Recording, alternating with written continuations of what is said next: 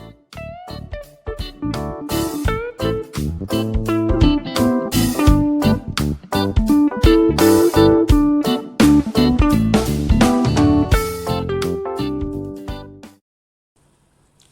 students, welcome to the course Electricity and Magnetism for FYBSc Physics Paper 2 Semester 2 as per the revised syllabus of Savitribai Phule Pune University CBCS 2019 pattern.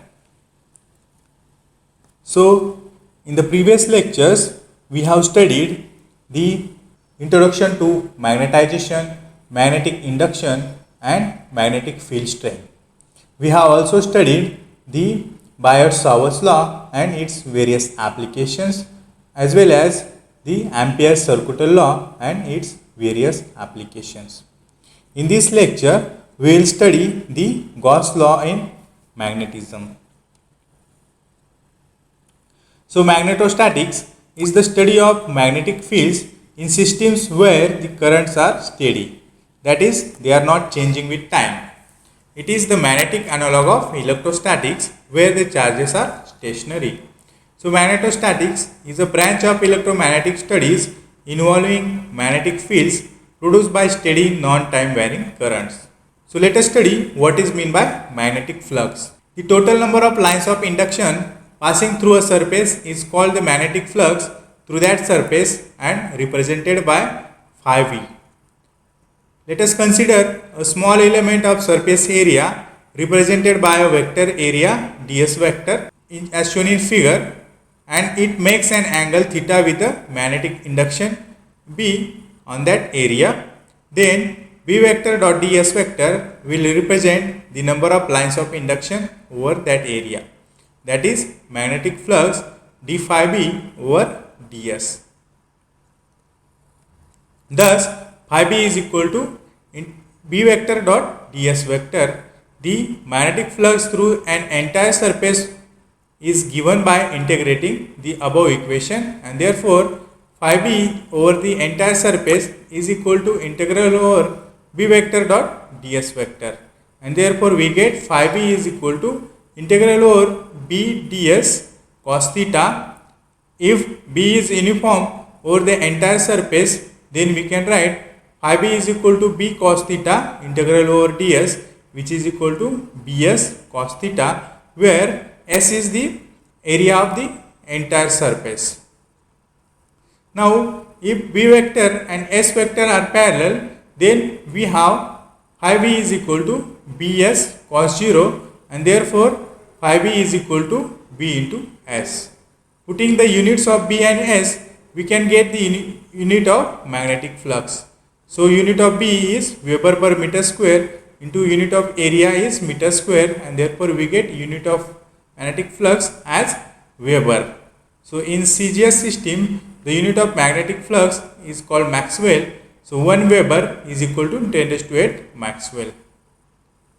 Let us now study the Gauss law in magnetism. We have seen in electrostatics, the Gauss law states that the total electric flux through the closed surface is proportional to the total electric charge enclosed by the surface. If a single charge q is present inside the closed surface, the total electric flux phi through the closed surface is equal to E enclosed upon epsilon 0, right? However, when we consider Gauss law in magnetism, there is no such thing as single magnetic charge, that is magnetic monopole.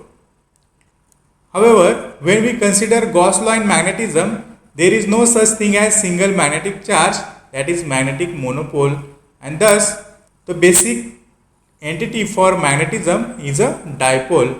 Thus, if a dipole is present inside the closed surface, the total charge, magnetic charge, will be 0 because both the magnetic poles will be present, and thus the magnetic flux phi b will be 0 in that case.